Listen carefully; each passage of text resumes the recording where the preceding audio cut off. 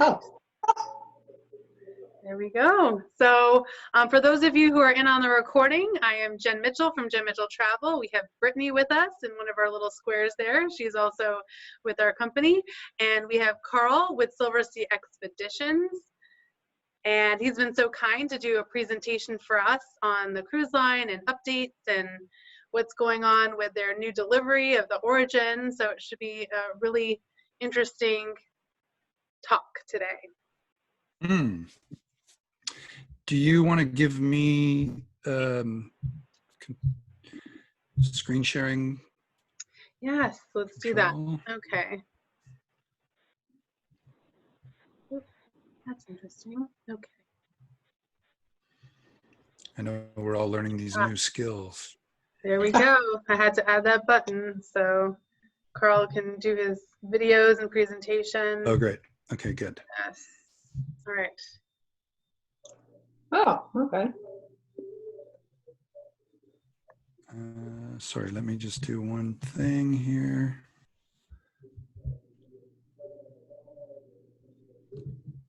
I'm just going to go back and change a couple of the settings because I want to share the computer sound.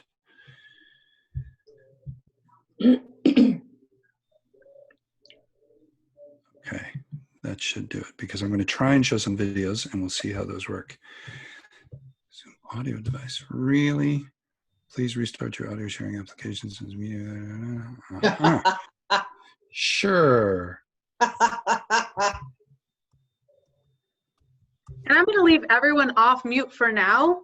That shouldn't affect the screen sharing, and that way if you want to interject, there's just a few of us, so if you have any questions at all for Carl, then you can feel free to just ask them during the presentation. If we find that it becomes an issue in any way, we'll just mute everyone so it doesn't disturb the presentation. Okay. Okay, let's try this again. Whoops, that's not the one I want to share.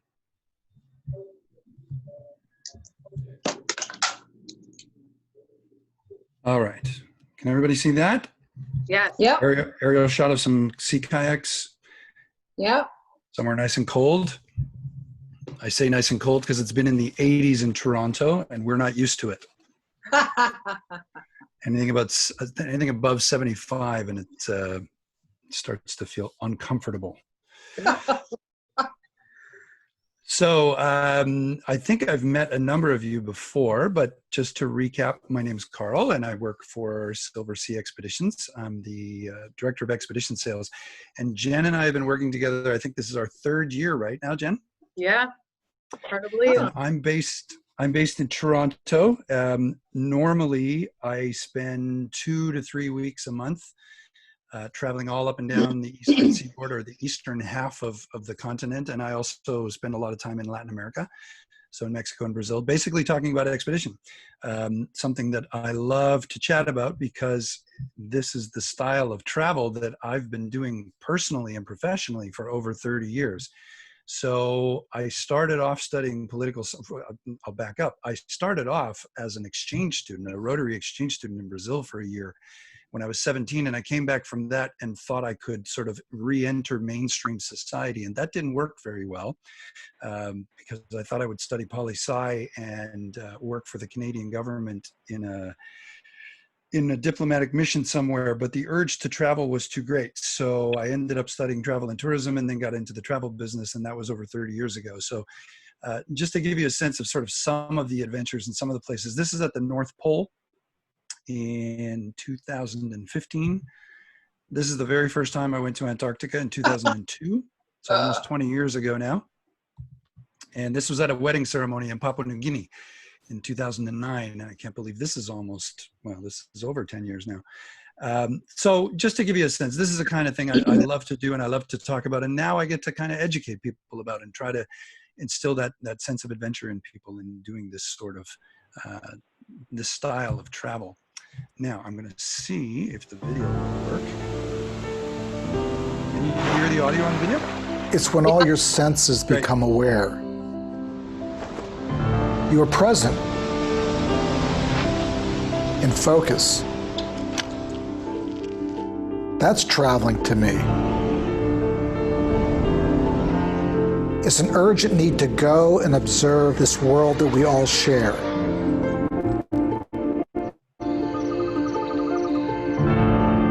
A ray of light, a pair of eyes that tell a story, an instant of perfection. Images printing on your soul. This is authentic beauty. It's all out there, and trust me, there's always room for discovery.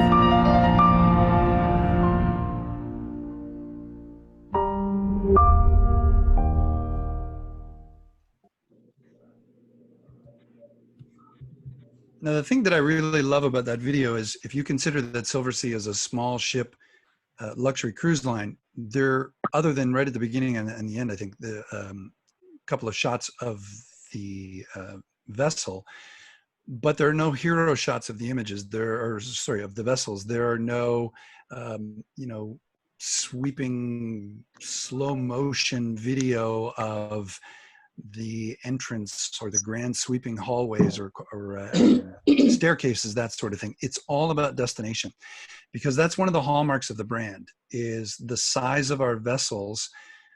We range in capacity from 100 guests to 600 guests, and that's it. So when you consider that some of these huge cruise ships floating around in the Med and the Caribbean are in excess of 6,000 guests, we're 10% of that with our biggest one. And all the others are smaller. So what that means is they're physically smaller. It's not just in terms of the guest capacity that they're smaller, but the vessels themselves are physically smaller, more shallow drafts, that sort of thing.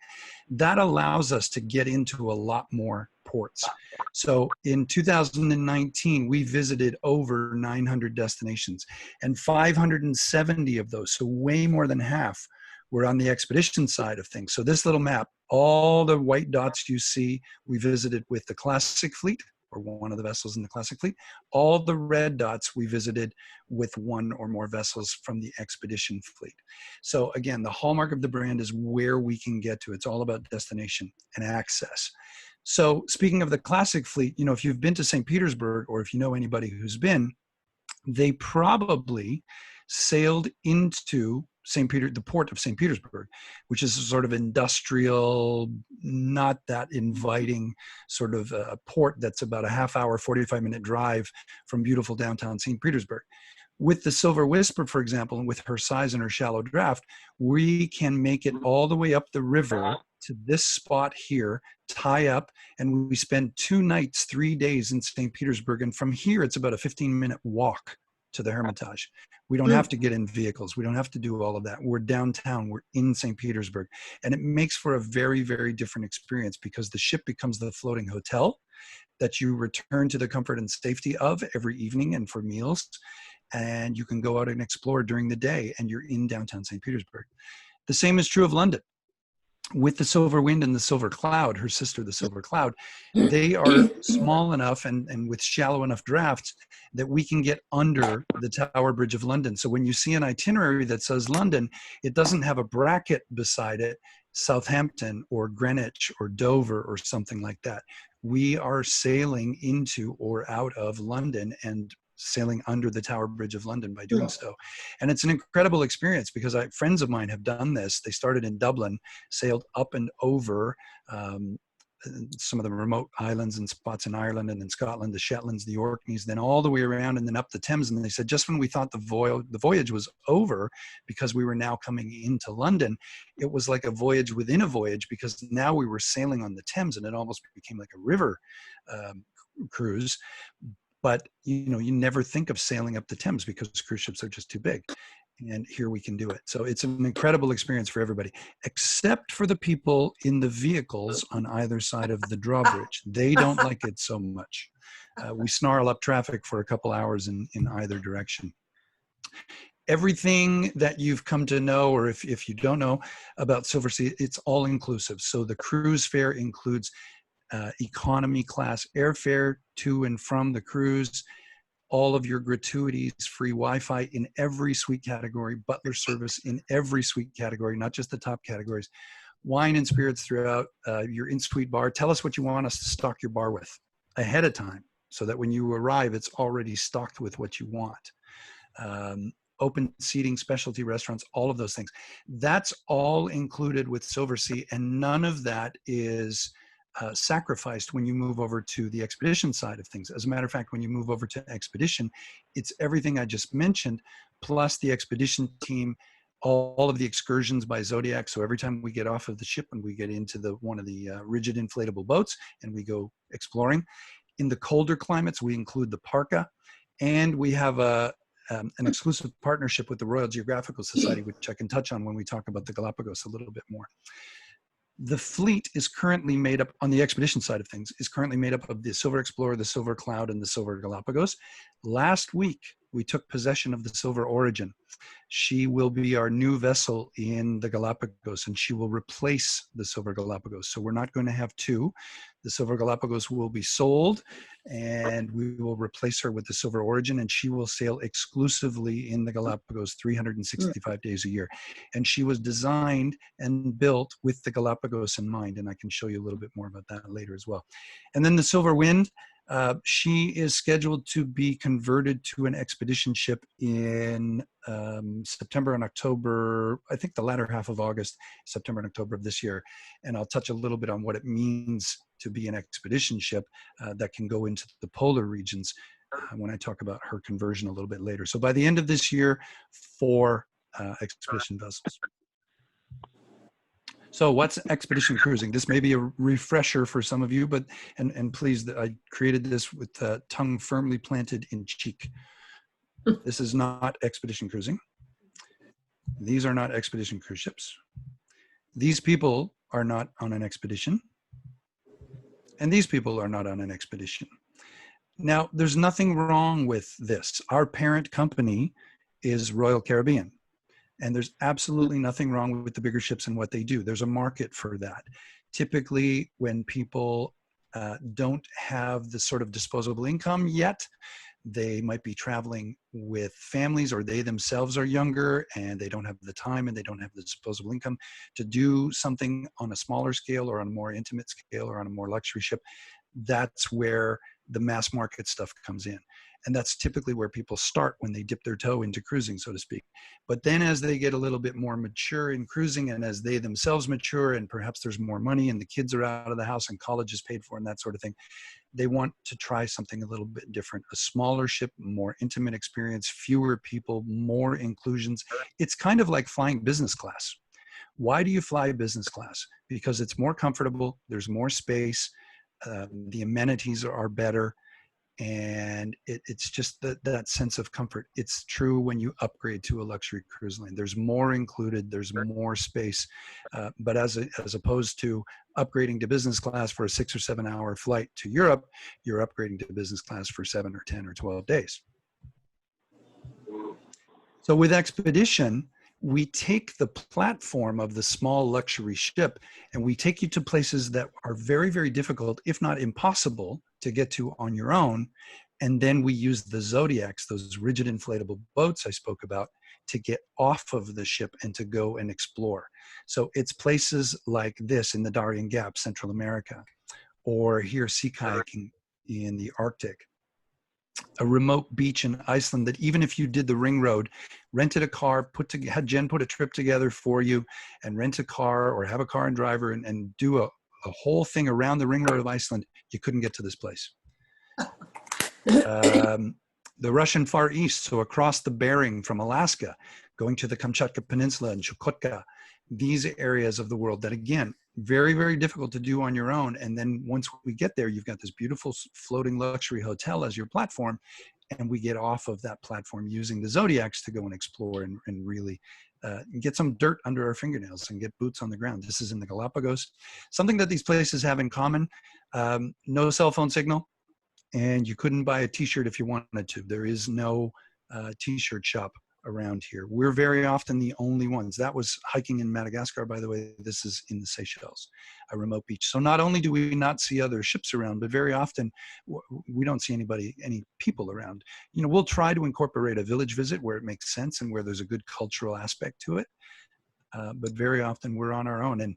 And the professional team that's on board, the expedition staff, who are marine biologists and ornithologists and cultural historians and botanists, they're the ones who bring it to life, and they can explain everything about where we are and what we're doing and why we're there, why this place is culturally or historically or geographically or geologically significant.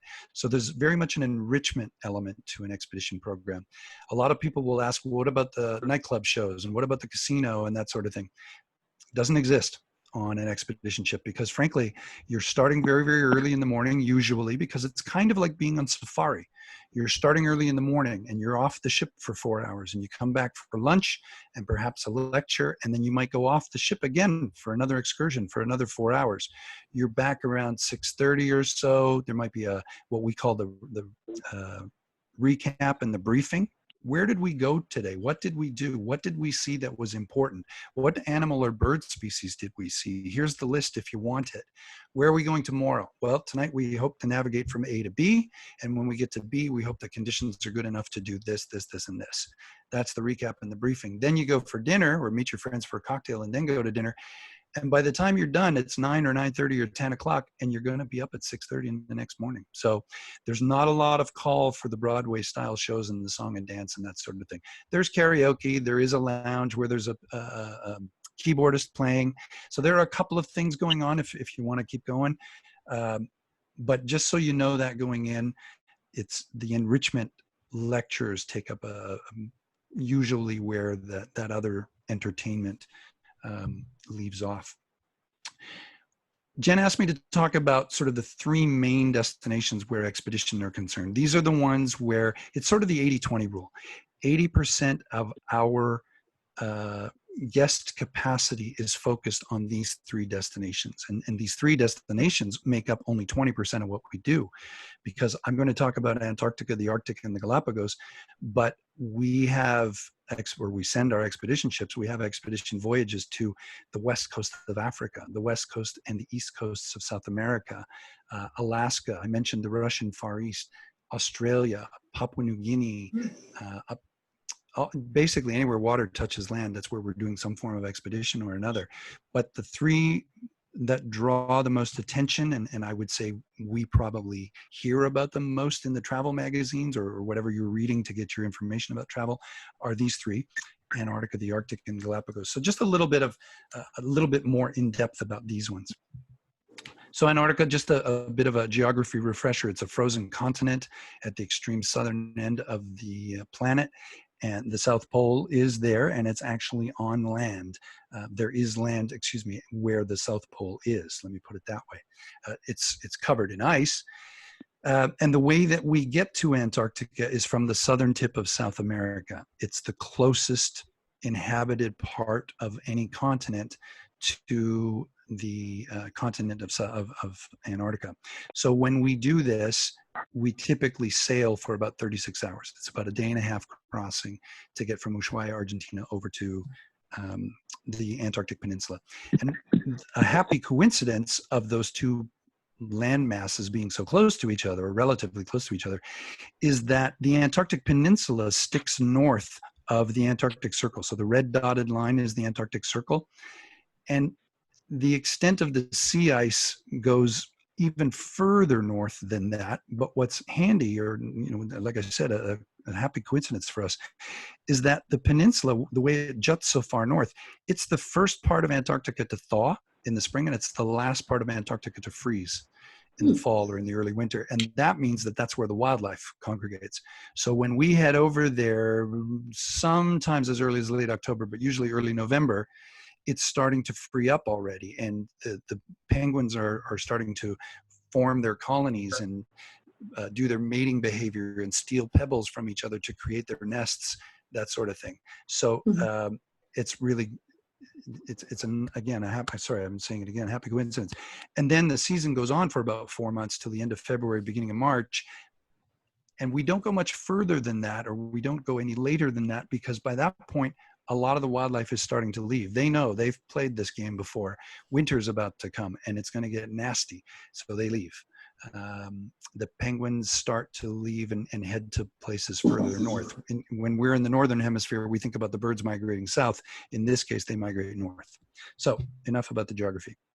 The shallow draft of the ship, again, allows us to get this close. I think very often when people hear about the Zodiac excursions, they think, oh, well, it's going to be a 15 or 20-minute Zodiac ride to get from the ship to shore. It's about 5, usually, not more than that. Because again, we can get so close to our landing site. And this is our landing site. Just because we're a small ship luxury cruise line doesn't mean that when we do expedition, we're doing some sort of expedition light or some other version of expedition. It's full on expedition. This is where we're taking you into this colony, in this case on South Georgia Islands, which for some of our Antarctica itineraries, it's not en route to Antarctica, but some of the itineraries will include it. Again, you can see the ship relatively close there. This is our welcoming committee. And this colony has about 60,000 king penguins. So we're right in the thick of it. We're right there in the middle of it and take you there with the marine biologists, with the ornithologists, with the glaciologists, the biologists, who are there to explain it all and talk about the life cycle of the penguins and the elephant seals and the whales that we're seeing and all that sort of thing. A typical landing at the continent, once we get over to Antarctica, would be like this. So relatively flat for those who are concerned that, you know, they might not have the mobility to do something like this. But we say that if you can play around a golf, if you can climb a flight of stairs, if you can walk around the mall for a while, you can do this. If you're concerned that there isn't enough activity, grab a set of trekking poles and head off with one of the expedition team, because on the cloud and on the wind, we've got 28 expedition team members for 240 guests. And we're only going ashore with 100 guests at a time, because there's a limitation as to how many people you can take ashore at a time. So if you want to go do something a little more strenuous, by all means. While the 100 guests are ashore doing that, there's another 100 that are Zodiac cruising. So you've got 8, 10, sometimes 12 people in a Zodiac. And this is just a way to get closer to some of the other wildlife. Certainly on shore, you're going to see the penguins up close. But from the Zodiacs and from the sea, you can get that much closer to the seals, the sea lions, and the whales. So it's a very, very different experience. Also for photographers, the vantage point of being in the Zodiac just a couple of feet off the water and seeing the landscape from that distance and from that perspective makes for some great photography of icebergs and the landscape itself, and again, this other wildlife. And then the other activity that we always get people interested in, because it's included, whenever we offer sea kayaking, it's always included, is sea kayaking. So we would get as many as 16 people out at a time. We have 8 tandem kayaks, and you can see in this image there are 2 red kayaks sort of in the middle of the grouping of yellow kayaks. Those are the 2 kayak guides. So they are in solo kayaks, and they're there just to make sure that you're not getting too close to something that you shouldn't be, and that you're not drifting too far from the rest of the group. We try to make sure that we're away from the ship so you don't hear the hustle and bustle and the noise of the ship. There's always a Zodiac that's a nice, respectable distance away that we don't hear it, but if anyone got cold or tired, they just raise their hands and the Zodiac will come and pick them up and take them back to the ship. But you're out for about an hour and a half or 2 hours. And that's enough for most people. You're moving, so you're not particularly cold. The temperature when we're in Antarctica is usually right around freezing, maybe a couple of degrees above, a couple of degrees below. So I'd say the range might be sort of 28 to 36, maybe even 38. When we're in the Falklands in South Georgia, especially the Falklands, it can be even warmer. I remember being in the Falklands in February one year, and it was 18 Celsius, so I want to say low 60s, and we were walking around in t-shirts. So you can get a pretty broad range of temperatures. So the Arctic. The Arctic's pretty different from Antarctica for, quite obvious reasons. First of all, the geography. It's at the extreme other end of the planet. And where Antarctica is a frozen continent surrounded by oceans, the Arctic is a frozen ocean surrounded by continents. So we can approach the Arctic, or we can access the Arctic from a lot more places. In Antarctica, I talked about Argentina being the main point that I would say 95% of these expeditions access Antarctica from Argentina. To access the Arctic, we can go from Canada, from Greenland, from Iceland, Norway. You could from Sweden and Finland. Hardly anybody does. Don't seem to be very many commercial operations out of there. But also from Russia and from Alaska. So you can access it from a lot more places. So it's it's the opposite end of the planet. It's literally the polar opposite.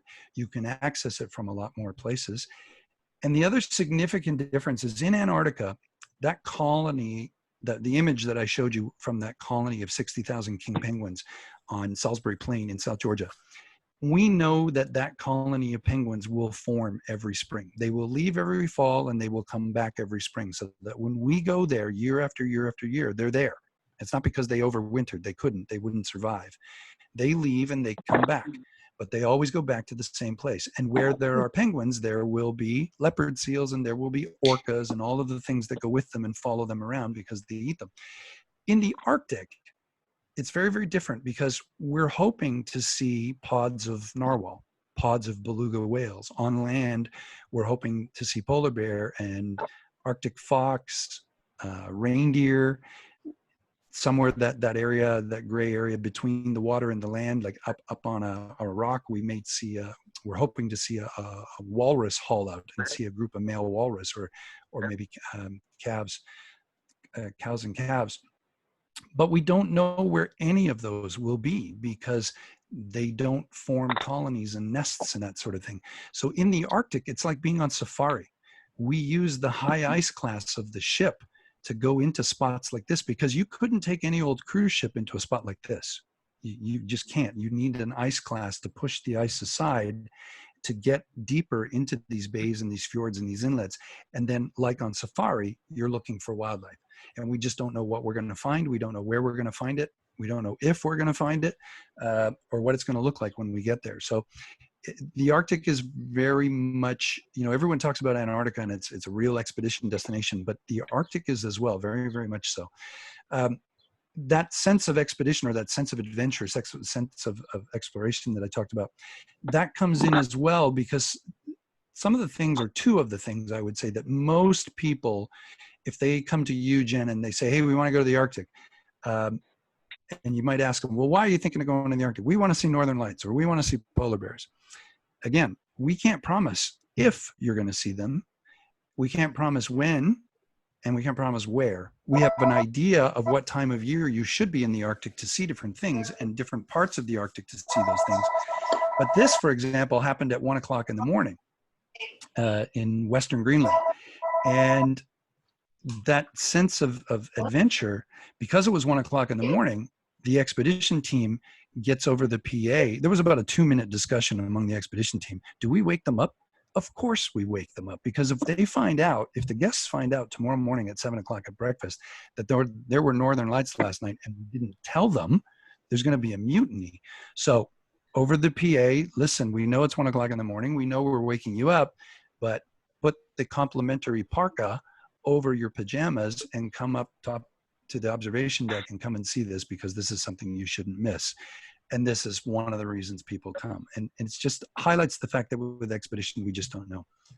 This was leaving Greenland, heading for the coast of Labrador, and the conditions were just absolutely perfect. So you just never know what you're going to get. The same is true with bears. Sometimes we don't see them. I mean, I'll be very, very blunt and honest. There are voyages where people come back and say, we didn't see any bears. Yeah, but we didn't promise you were going to see bears. We will try our best to get you to a location where you might see bears, but be wary of anyone promising bears by cruise ship. If you're going to Churchill, Manitoba, that's a whole different story. But sometimes, again, we do our best, and this is where there's a great, healthy competition, but also this wonderful sense of coopetition maybe is the right way to put it, amongst the cruise operators, because if we're heading north and another cruise line is heading south and they've just been up there, we'll get on the radio, the two expedition leaders will call each other. Anything we should know about? Yeah, as a matter of fact, where we just came from, there's a beached whale and there are 2 polar bears feasting on it. Oh, cool. Okay, well, about 4 hours sailing north where you guys are headed, there's a big walrus haul out and it's a bunch of cows and calves, and it's really, really cool because the pups are very, very young. They're only a couple days old, and the cows are being very, very, very protective of them. So there's this great co-opetition again, where we will help each other. And that's what gives us a fairly good track record of being able to save bears. Sometimes they're from a distance like this and you may not get any closer, or you might get really lucky and you get closer or really, really close like this. So you just never know.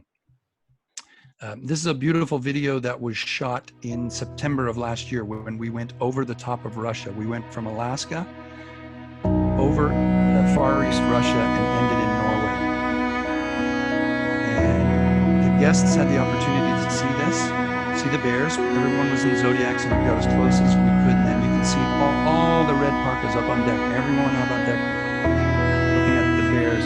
This is a mother and her 1.5-year-old male cub. He's probably not going to spend much more time with her. He's grown almost to an adult size and he'll take off now.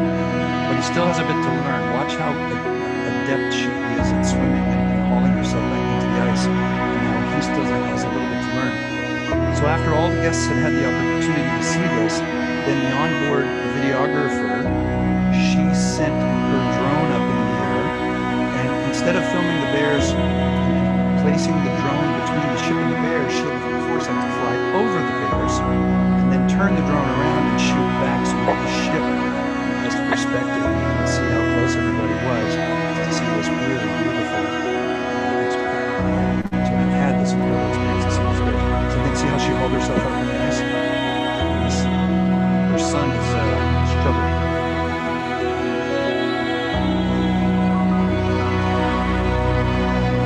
This voyage was about 24 or 25 days long from Alaska to Norway, over the top of Russia, and we saw bears in 6 different countries.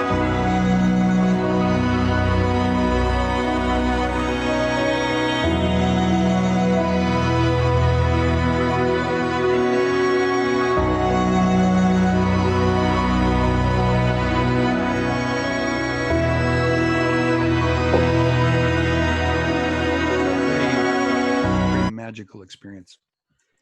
And then the third one is the Galapagos. And this is the one that I call the gateway drug to the expedition. It's a place that we've all heard about. It's in a country that's quite stable economically and politically. They've pegged their currency to the US dollar, so it's 1-to-1. There's a lot of tourism there. It's easy to get around. There's great tourism infrastructure, particularly when you get over to the Galapagos. It's also the most casual of any voyage that we operate. On the classic side, you know, there's a bit of a dress code if you want there to be. If you want to go to dinner with the captain or the captain's cocktail and you want to get dressed up, by all means you can do so. On the expedition side, that dress code is considerably less formal, and by the time you get to the Galapagos, the only rule we have is no jeans at dinner, no shorts and no jeans in the dining room at dinner. If you want to eat on the outer deck where the grill is at dinner, and you want to be in your shorts and your t-shirt and your sandals, you can. So that's how casual it is in the Galapagos. Another quick little video. The thing that I like about this video, when I show this in person, or when I used to show this in person, I would always ask if anyone in the audience had been to the Galapagos. And invariably, 9 times out of 10, there would be at least one person who raised their hands. And then at the end of the video, I would ask, does this video misrepresent or exaggerate how close you can get to the wildlife? And that person or those people who have been to the Galapagos before would respond and say, no, it's not a misrepresentation or an exaggeration at all. That's how close you can get to the wildlife in the Galapagos. It is an open-air living history museum. It's an open-air zoo. So whether it's the blue-footed kittens or the frigate birds or the giant tortoises you just saw, the marine iguanas, the sea lions, that's how close you can get to the wildlife. So we didn't stage it for that guy. That's Steve McCurry, a world famous photographer. He shot the Afghan girl with the green eyes that was the cover of National Geographic about 35 years ago. We didn't stage that for him. That's what the Galapagos, or that's what it's like, excuse me, to be in the Galapagos. There are, whoops, let me go back. There are 2 itineraries that we offer currently, the Western and the North Central. And people will pull their hair out wondering which of these two they should do. I would say that 95% of people will go to Jen or to Tiffany and say, this is our window when we can go, when we can take the family, or when our friends and this group of 8 or 10 of us can all go to the Galapagos. Is it a good time of year to go? There's no huge temperature fluctuations because you're basically at the equator. So the warmest time of year is in March and April when the average air temperature is 83. And the coolest time is August, September when the average air temperature is 70. So it's only a 13-degree temperature difference.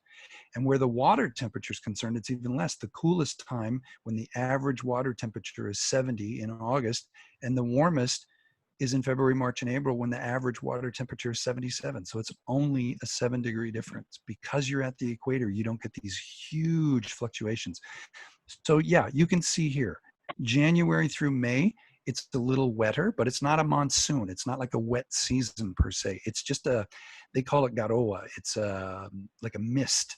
And it just means that the islands are a little more lush. They're a little more green when you go there, particularly the tops of the islands, because the humidity collects, forms these clouds, and that's, the top of the islands are the part that are receiving most of this condensation or this precipitation. So it's a little bit greener.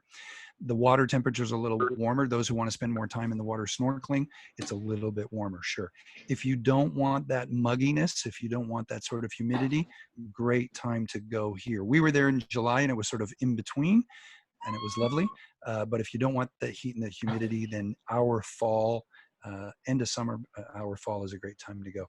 And where the itineraries are concerned, just going back to those, unless you're very, very specific about a bird species or a certain animal that you want to see its mating behavior or something like that, in which case we can say, okay, then you absolutely want to do this itinerary and you absolutely want to be there at this time of year. If you're not that specific, it really doesn't matter, because the main species, everyone wants to see the blue-footed boobies. Everyone wants to see the giant tortoises. Everyone wants to see the frigate birds with that big red pouch that they puff up in their throats, the males. The marine iguanas, if you've done a little bit of reading about the Galapagos, and the sea lions. So those 4 or 5 main species you will see in abundance on both itineraries. And again, if you really want to get into specifics, we can, and talk to Jen, and then she'll get in touch with me and we can really do a deep dive into the specifics. In the Galapagos, and this is unique to the Galapagos, all of our expedition team members they have Galapagonian citizenship. They have to be residents of the Galapagos. In the vast majority of cases, they live there. Their parents and grandparents were from there. Very often they'll go over to the mainland and get an undergrad or a graduate degree, and then they'll come back and they'll study. They'll take the 5-month training program offered by the National Park Service, and then they'll go on and become guides. And they're the ones who bring it to life. They know, with that 5-month training program, they become generalists about the flora, the fauna, the geology, the geography, all of it. And it's a photographer's paradise. It's a nature lover's paradise. You can get this close to the wildlife, the marine iguanas, the sea lions, the blue-footed boobies, the giant tortoises, all of it. Sea kayaking offered here. Again, when we offer it here, as everywhere, it's complimentary. We don't surcharge for it. Snorkeling, people ask about this often. All the snorkeling gear is included.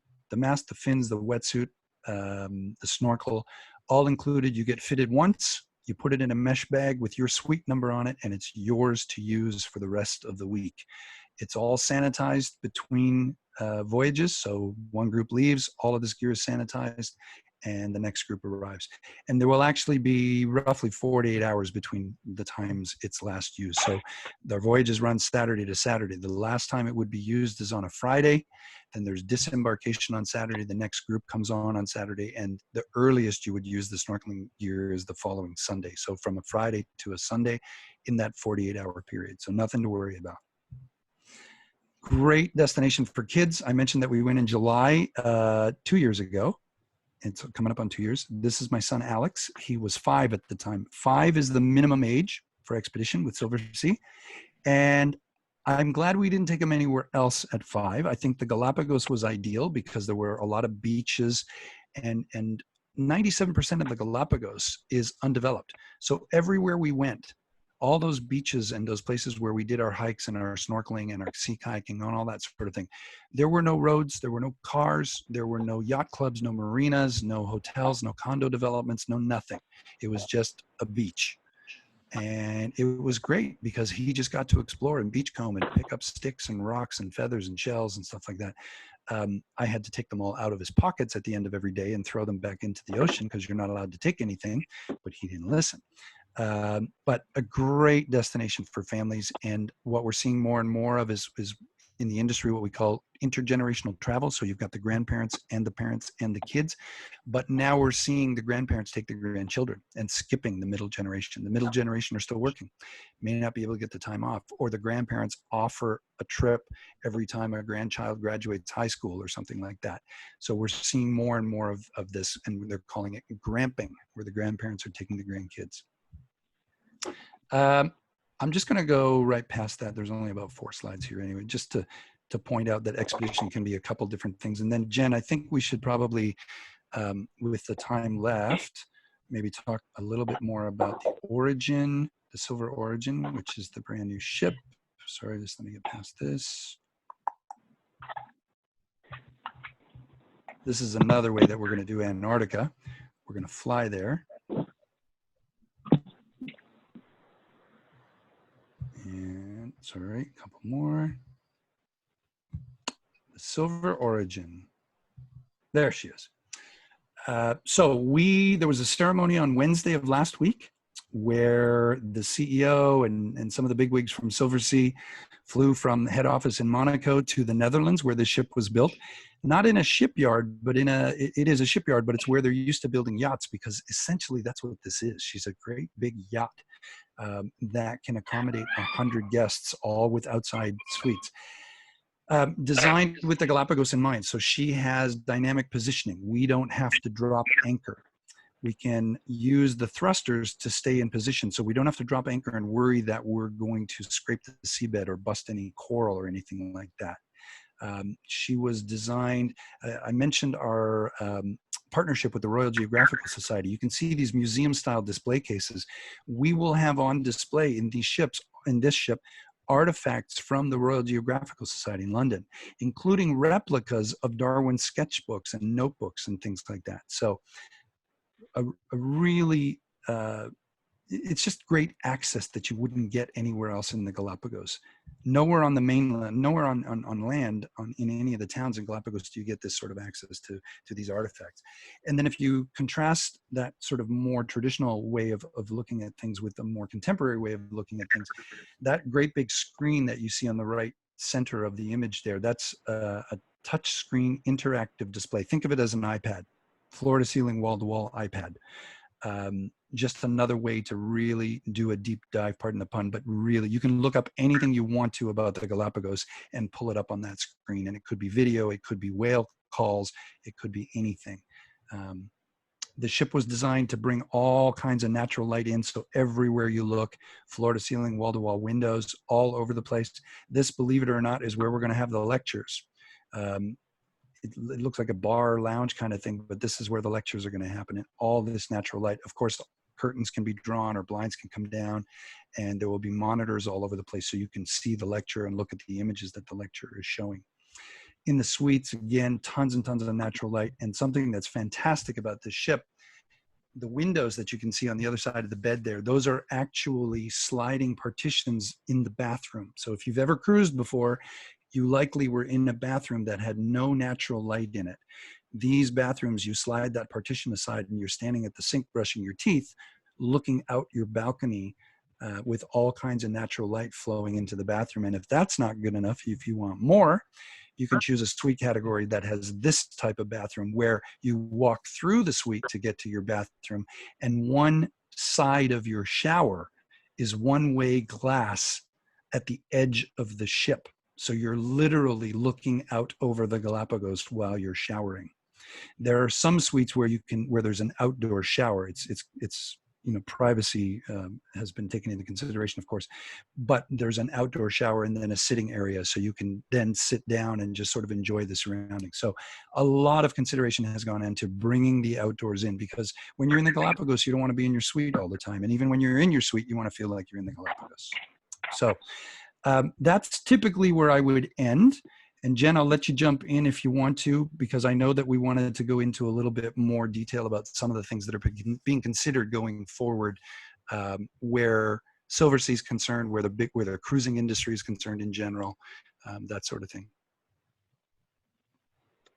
So you want me to talk about the new protocols, or you're going to talk about that? No, I would. I thought that at this juncture, there were some people who may just want to sign off and. Oh, sign off. Got it. Okay. Yeah, no. So part of the group on here, it already has a cruise booked to the Galapagos. And part of the group is here just listening in, just to learn about Silversea. So if maybe we'll just open it up to some questions first to everybody, and then we'll just leave those who are already booked to learn about the new safety and security protocols that are being possibly implemented for the next year or so. So why don't we just open it then now to questions? I'll unmute everyone. And if you have any questions for Carl, you can do so now. Let's see if I can just unmute all. All right. Okay, so if you've already muted yourself, hold on, let me see. Not letting me. Well, unmute yourself if you can, if you have any questions. I'll kind of scroll through and see if anyone has their hand up that can't unmute themselves. No? No questions? Okay. Well, the only question I had was if kids could go, and he already answered that question, so. Okay, Oh, good. great. Yeah. So if you want to sign off now, we have our next Zoom call on Tuesday with the resort at Pause Up if you want to join that, and we have a list of all of our events coming up on our website. So feel free to register for any that you'd like, and if you have any questions afterwards, please feel free to contact me. Thanks, Jen. Oh, thank you. Oops. All right, so I see people are Jen. starting to sign off, and we can just continue because it's not private or anything. It's just it didn't really apply. So I guess we can just jump right in onto the new safety and security protocols. Sure. You know what? I'll preface this. Should I continue to record this? Is it really necessary, you think, or? I don't think it's necessary. Okay, I'm gonna stop it.